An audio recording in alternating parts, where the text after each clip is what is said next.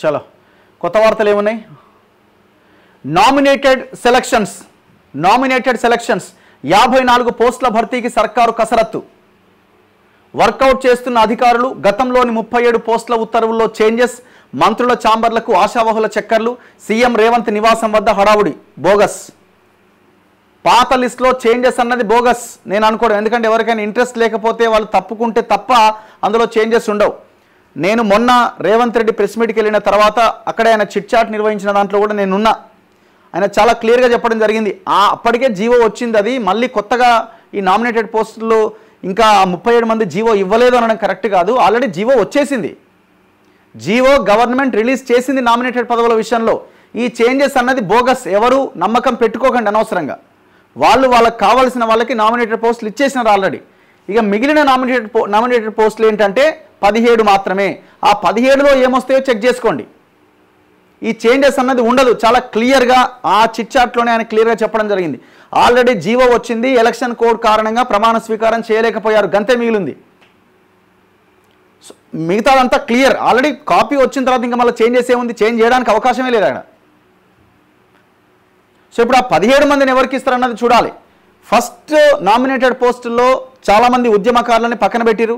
ఉస్మానియా, కేయూఆర్, ఇంకొక యూనివర్సిటీకి సంబంధించిన విద్యార్థి నాయకులకు అవకాశం లేకుండా పోయింది ఒక్కరికి కూడా. మరి మిగిలిన ఈ 17లో ఏమైనా వాళ్ళకి అవకాశం కల్పిస్తారేమో చూడాలి. నేను ఒక పర్ఫెక్ట్ ఎగ్జాంపుల్ చెప్పిన. వాళ్ళకి కావాల్సిన వాళ్ళకి ఇచ్చుకున్నారు. జగ్గారెడ్డి కీలకంగా వ్యవహరిస్తున్నాడు, మొత్తం ఆయనే చూసుకుంటాడు. సెక్రటేరియట్, గాంధీ భవన్ అని రేవంత్ రెడ్డి చెప్పిండు. ఆయన ఆల్రెడీ సంగారెడ్డి టికెట్ ఇస్తే ఓడిపోయిండు. వాళ్ళ భార్యను తీసుకొచ్చి టీఎస్ఐఏసీ చైర్మన్ పదవి ఇచ్చినారు. దీని గురించి సమాధానం చెప్పాలా? మళ్ళీ ఆమె బీసీ కోటాలు వేసారు. విచిత్రం ఏంటంటే ఇంకా దారుణమైన విషయం, భర్త రెడ్డి ఉంటే భార్య బీసీ అయితే ఆమెను బీసీ కోటాలు వేస్తున్నారు. ఇంతకంటే దుర్మార్గం మరొకటి ఉందా? ఇట్లా 1-2 ఉన్నాయి అందులో ఆ 37లో.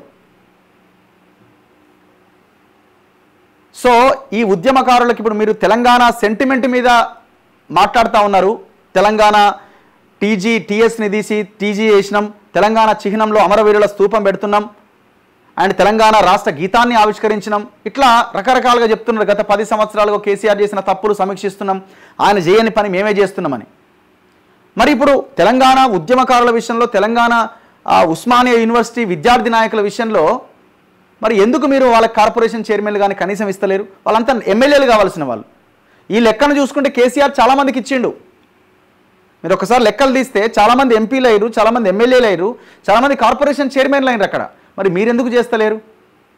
మీరెందుకు చేయట్లేదు? మీరు తెలంగాణ కోసం వాళ్ళందరినీ ఉపయోగించుకొని మేమే తెలంగాణ ఇచ్చినామని చెప్పి వాళ్ళని ఎందుకు పక్కన పెడుతున్నారు? ఇప్పటికైనా రేవంత్ రెడ్డి గారు మీరు దయచేసి ఆలోచించాలి. ఈ ఉద్యమ నాయకులకి ఇవ్వడంతో పాటు సామాజిక స్పృహతోటి, సామాజిక ఆలోచనతోటి అన్ని వర్గాలకి న్యాయం చేయాలి. అసలు పార్లమెంట్ ఎలక్షన్స్లో, అసెంబ్లీ ఎలక్షన్స్లో టికెట్ల కోసం అయితే మీరు గెలుపు గుర్రాలు కాదు, నువ్వు 50 పెడతావా 100 పెడతావా అని అడుగుతారు. మరి ₹1 అవసరం లేదు కదా దీనికి.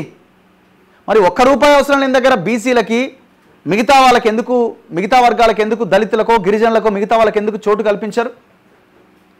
అసెంబ్లీ గడప దొక్కని కులాలకు ఎందుకు అవకాశం కల్పించారు? దీనికి సమాధానం ఉండదు. మీరు అనుకుంటున్నారు చాలామంది కులగణన చేస్తారేమో ఈ గవర్నమెంట్ అని. కులగణన చేయరు వీళ్ళు. Very clear. కులగణన వీళ్ళు చేయడానికి వీళ్ళకి ఇంట్రెస్ట్ లేదు. కులగణన చేయకముందే వీళ్ళు ఎలక్షన్లు పెట్టేస్తారు. రాసి పెట్టుకోండి. కులగణనకు ముందే సర్పంచ్ ఎలక్షన్లు జరుగుతాయి, అన్ని ఎలక్షన్లు జరిగిపోతాయి. ఒక పెద్ద మూమెంట్ రావాల్సిన అవసరం ఉంది రాష్ట్రంలో. ఒక పెద్ద మూమెంట్ రావాల్సిన అవసరం ఉన్నది. ఇది ఏ ఒక్క పార్టీకో ఏ ఒక్క దానికో వ్యతిరేకమో అనుకూలమో కాదు. అన్ని పార్టీలను ఒకే ఘాటిన కట్టేయాలి మనం. ఏ ఒక్కడి కులగణన గురించి మాట్లాడు. కార్నర్ చేయొచ్చు కదా. మరి ఇప్పుడు కులగణన చేసిన తర్వాత ఎలక్షన్ అని కేసీఆర్ అనొచ్చు కదా? అనడు. బీజేపీ అనొచ్చు కదా? అనదు. వాళ్ళకి అసలే ఇష్టం లేదు. కులగణన చేయకముందే సర్పంచ్ ఎలక్షన్లు, మిగతా ఎలక్షన్స్ పెడితే కొన్ని వేలాది మంది వార్డు మెంబర్ బీసీలు వార్డు మెంబర్లు కాకుండా పోతారు. కొన్ని వందల మంది, వేల మంది, దాదాపు ఒక 3000 మంది సర్పంచ్లు బీసీలు కాకుండా పోతారు. మూమెంట్ స్టార్ట్ చేయండి. మీ గ్రామాల్లో ఎవరైతే బలంగా ఉన్నారో, ఎవరైతే మీరు ప్రజల్లో ఉన్నారో ఆ బీసీ నాయకుడు పోటీ చేయండి. ఏమాత్రం వెనకడిగేయాల్సిన అవసరం లేదు. ఖచ్చితంగా ఆ గ్రామంలో మీరు పోటీ చేసి తీరాల్సిందే. ఎంతమంది ఉంటే అంతమంది పోటీ చేయండి. సో ప్రజలు కూడా ఆలోచించి ఆ ఎలక్షన్స్లో తీర్పునివ్వాలి. సో నేనేం అడుగుతున్నాం అంటే ఒక సామాజిక స్పృహతోటి తెలంగాణ ఉద్యమ స్ఫూర్తితోటి మీరు ఈ కార్పొరేషన్ చైర్మన్లు అయినా వాళ్ళకి కేటాయించండి అని రిక్వెస్ట్ చేస్తున్నాం. ఒకవేళ మీరు ఆ పని చేయకపోతే మీకు భవిష్యత్తులో ఇబ్బందికరమైన పరిస్థితులు వచ్చే అవకాశం ఉంది. పాత లిస్టులో చేంజెస్ అన్నది బోగస్, ఇదంతా మాయ. పాత లిస్టులో చేంజెస్ ఉండవు, వెరీ క్లియర్. స్థానికంపై ఫోకస్, 70% ఓట్లు కాంగ్రెస్ లక్ష్యం. పార్టీ గ్రాఫ్ను ఫిక్స్ చేసిన టీపీసీసీ. మంత్రులు, ఎంపీలు, ఎమ్మెల్యేలకు కొత్త టాస్క్. 1-2 రోజుల్లో కీలక నేతలతో CM review. Local body elections పెట్టాలని డిసైడ్ అవుతున్నారు వాళ్ళు. కులగణన ఏది? కామారెడ్డి డిక్లరేషన్లో మీరు పెట్టిన కులగణన అంశం ఏది? కామారెడ్డి డిక్లరేషన్లో ఏం పెట్టినారండి మీరు? ఒక్కసారి, ఇది చాలా ఇంపార్టెంట్ సబ్జెక్ట్.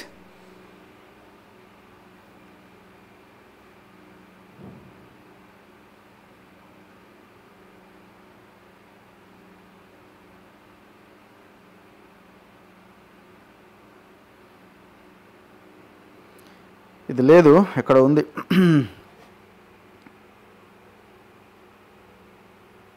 వీళ్ళు యాడ్స్లో కూడా బీసీ కులగణన అని పెట్టిరు, మరి అసెంబ్లీలో రెజల్యూషన్ మాత్రం కులగణన అన్నారు. వీళ్ళు కామారెడ్డి డిక్లరేషన్ నాకు కనిపించట్లేదు, ఒక్క నిమిషము.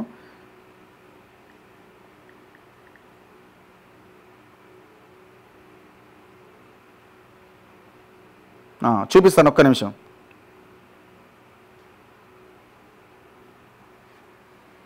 చూడండి,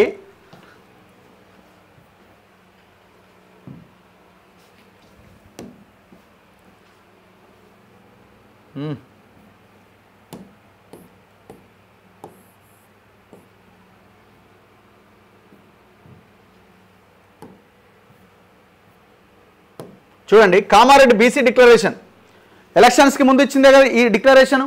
కులగణన బీసీ కమిషన్ నివేదిక ఆధారంగా అధికారంలోకి వచ్చిన 6 నెలల్లోపే బీసీ రిజర్వేషన్లు పెంచుతాం. 6 months కంప్లీట్ అయిపోయింది. కొత్త స్థానిక సంస్థల్లో ప్రస్తుతం ఉన్న బీసీ రిజర్వేషన్లు 23% నుంచి 42%కి పెంచుతాం. పంచాయతీలు, మున్సిపాలిటీల్లో కొత్తగా 23,973 మంది బీసీలకు రాజకీయ ప్రాతినిధ్యం కల్పిస్తాం. స్థానిక సంస్థల్లో బీసీ రిజర్వేషన్లని ఉపవర్గీకరణ చేస్తాం. ప్రభుత్వ సివిల్ కన్స్ట్రక్షన్ మెయింటెనెన్స్ కాంట్రాక్ట్స్లో బీసీలకు 42% రిజర్వేషన్ ఇస్తాం. ఈ నిధులు సంక్షేమం గురించి పక్కన పెట్టండి. ఈ రాజకీయ పదవుల విషయంలో, బీసీలకు రాజ్యాధికారం విషయంలో ఎంపీలు, ఎమ్మెల్యేలుగా మీకు పనికిరారు. వాళ్ళు గెలుపు గుర్రాలు గారు, వాళ్ళ దగ్గర పైసలు లేవు, మీరు గెలవలేరని వాళ్ళకి టికెట్లు ఇవ్వరు. మరి ఈసారి మీరు ఇచ్చిన డిక్లరేషన్లో, కామారెడ్డి డిక్లరేషన్లో ఎలక్షన్స్కి ముందు చెప్పిన దాంట్లో 23% కేసీఆర్ రిజర్వేషన్ తగ్గిస్తే 42% మీరు చేస్తామన్నారు. 34% ఉన్నది 23% అయింది కేసీఆర్ హయాంలో. లేకపోతే మీరు ప్రకటించండి, బీసీలు ఈ రాష్ట్రంలో 3rd grade సిటిజన్స్, ఇంకో గ్రేడ్ సిటిజన్స్ అని ప్రకటించండి. మాకు సంబంధం లేదు, తెలంగాణతో సంబంధం లేదని ప్రకటించండి. మాకు ఓటేయొద్దని ప్రకటించండి. మీరు ఇచ్చిన హామీ మళ్ళీ ఇప్పుడు లోకల్ బాడీ ఎలక్షన్స్ మీద రెడీ అవుతున్నారట. మరి ఇది ఎటు పోవాలా? మీరే చెప్పారు, కొత్త స్థానిక సంస్థల్లో ప్రస్తుతం ఉన్న బీసీ రిజర్వేషన్లు 23% నుంచి 42%కి పెంచుతాం. పంచాయతీలు, మున్సిపాలిటీలో కొత్తగా 23,973. ఈ నెంబర్ ఎట్లా వేసినారండి? ఏ లెక్కన కౌంట్ చేసి నెంబర్ వేసారు? 23,973 మంది బీసీలకు రాజకీయ ప్రాతినిధ్యం కల్పిస్తామని హామీ ఇచ్చినారు మీరు. ఒకవేళ మీరు ఇది నెరవేర్చకుండా ఎలక్షన్స్కి పోతే ఎవరెవరైతే అక్కడ బీసీలు పోటీ చేస్తున్నారో వాళ్ళందరి పక్షాన నిలబడాల్సిన అవసరం ఉన్నది. వీళ్ళని మొత్తం ఎండగట్టాల్సిన అవసరం ఉంది. ఎలక్షన్స్లో ఒక మూమెంట్ స్టార్ట్ కావాలి. ఎక్కడున్నారా బీసీ లీడర్లంతా? రండి బాబు, రౌండ్ టేబుల్తో పని కాదు, రండి, అందరూ రోడ్ల మీదకి రండి. రౌండ్ టేబుల్ పెడితేనో ఇంకేదో పెడితేనో అది కొంత చర్చ దారి తీయడానికి ఉపయోగపడుతుంది, కానీ ఈ మూమెంట్కి అది సరిపోదు. అది